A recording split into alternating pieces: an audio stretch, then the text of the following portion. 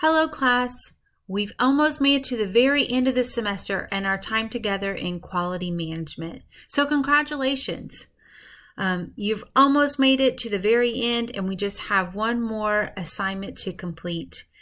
And then you'll receive your credits and be on your way. I want to thank all of you for taking this course, and I enjoyed getting to know all of you. Some of you were repeat students of mine, so it was great having you as a student again.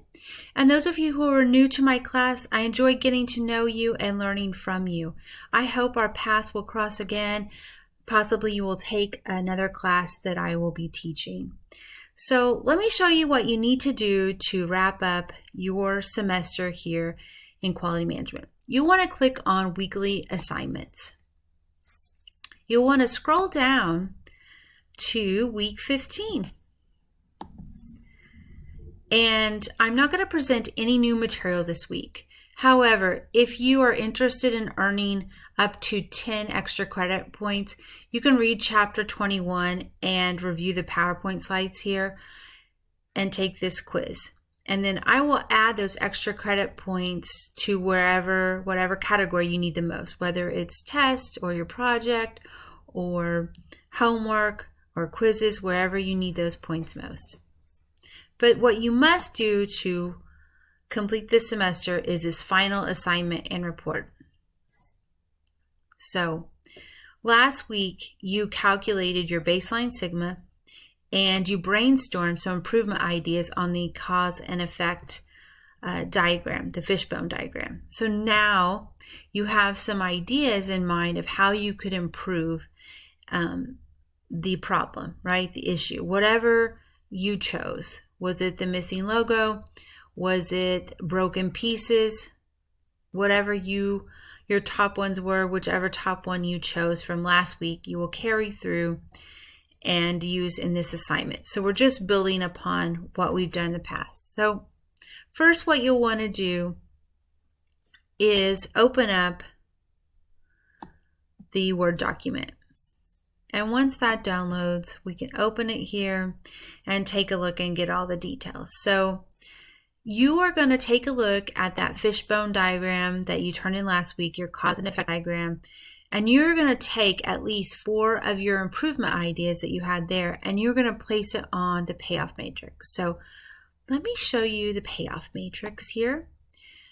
I hope it's familiar because we've taken a look at it a couple times, and then we looked at it in CAP, but that's been a little while. So maybe it's good if we look at it together. So it's in Excel, and when you open it up, here's what you'll do.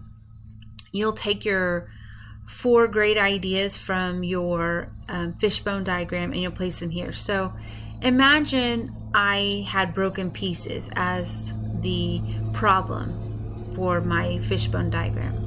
So I had to brainstorm ideas on how to improve that. Maybe I thought it was shipping and handling, right? We need better training and a better process for shipping and handling. So I probably would say that's easy to do, and I think that would have a high impact. So I would put it here. Ship improved training for shipping and handling. Maybe I thought we need to have more air in the bags when we ship our candy or our chips, and that would improve the broken pieces. And I still think that would have a high impact. And well, I think it's easy to do, but I don't know that it'll have a very high impact. So I'm going to put it down here. I'm going to put more air in bags of candy or chips, whatever you chose. And then maybe there's some things that I think will have a high impact, like automated, a new automated packaging machine.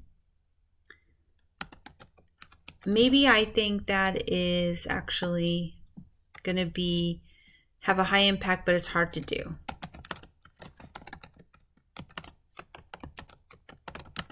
And like I said, you're going to have these 4 ideas that come from your fishbone diagram.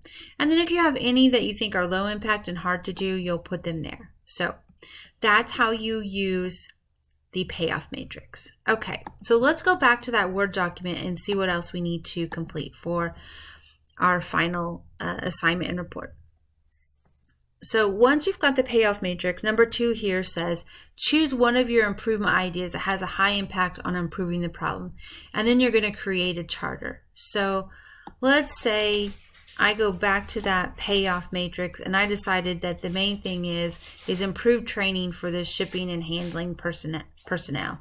That's what I'm going to choose. And that's what I'm going to put my focus on. So now I'm going to open up this charter document and I'm going to complete it. Okay, and it's an Excel document as well. And we'll go up here to the top and you'll notice I've already filled in the sponsor. You leave, that's me. This project leader, you're going to fill in your name right here. The start date, you can just put today's date, whatever that might be. Okay, and you'll just type that in there. The target date, do I think it's going to be done in 3 months or 6 months or a year from now? You're going to guesstimate this and you're going to put there. The process name, I'm going to call mine shipping. I'm going to call it the boxing of candy, okay, or chips, okay, by personnel in shipping department. Okay, that's my process name that I want to work on and improve. Now we know that the customer wants us to reduce those defects. Those, in my case, I chose broken pieces to 20% or less. So what's included in the project scope? Well, it's reducing the broken pieces because that's what I decided I'm working on. The things that are excluded are the missing logo, those other defects, and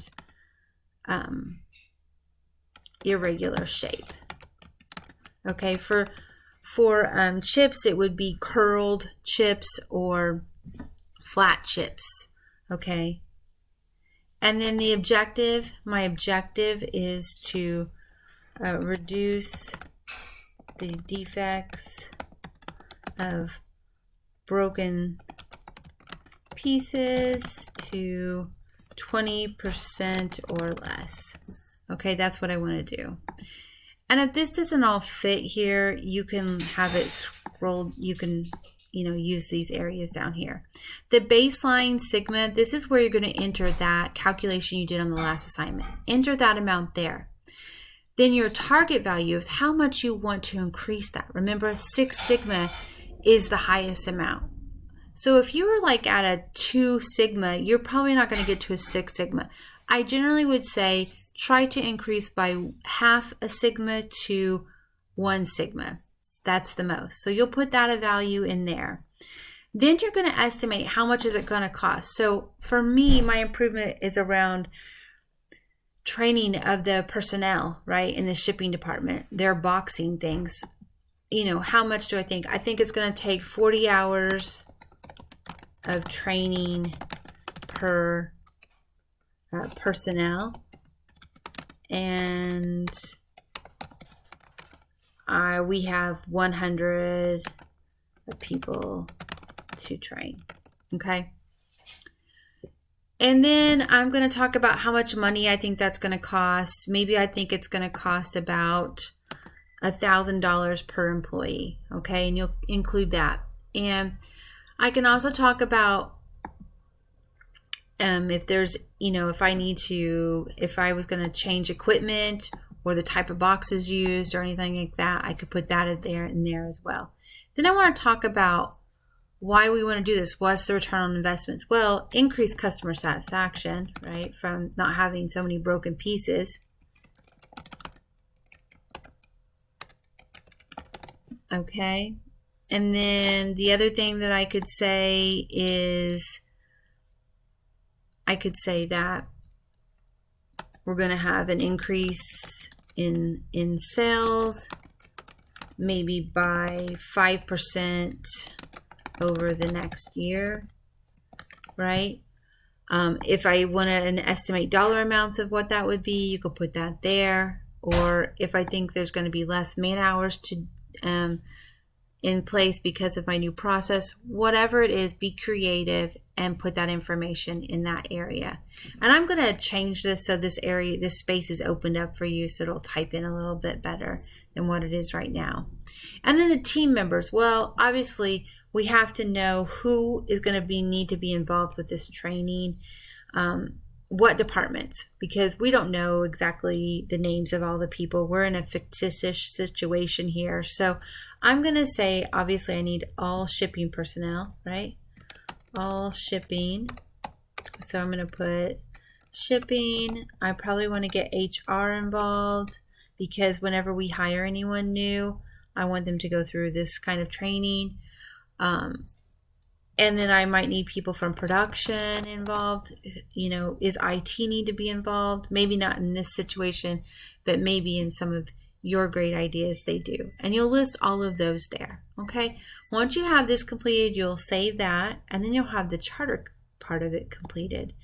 And then the last part of this assignment, if we go back over to the Word document, is that now you have successfully implemented your new and improved process. How are you going to make sure it's maintained? Okay, so mine was really about improving the training for those personnel and shipping that actually box the candy and or chips, okay, whichever one you're doing, so that we don't have as many broken pieces, because I think it was a mishandling was the issue.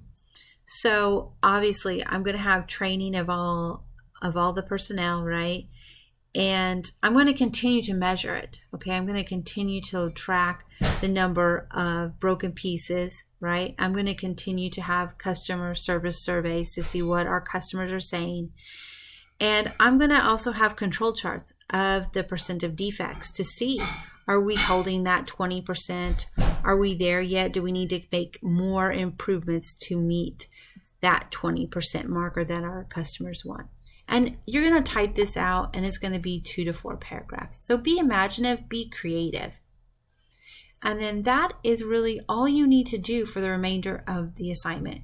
I kind of took that big project that we had initially and tried to break it down into smaller steps. So hopefully it was easier for you and no one felt overwhelmed by the end. So after you've done this and submitted it, you're done for this semester. Now, as you're working through this, if you have any questions or any concerns, please feel free to reach out to me. You all know my phone number that you can call, or you can text me, or you can email me. I'm happy to talk you through this project and make sure that you finish up this semester on a high note. Again, it's been a pleasure having you as my students, and I hope that our paths cross once again. Thank you, and have a happy and safe summer.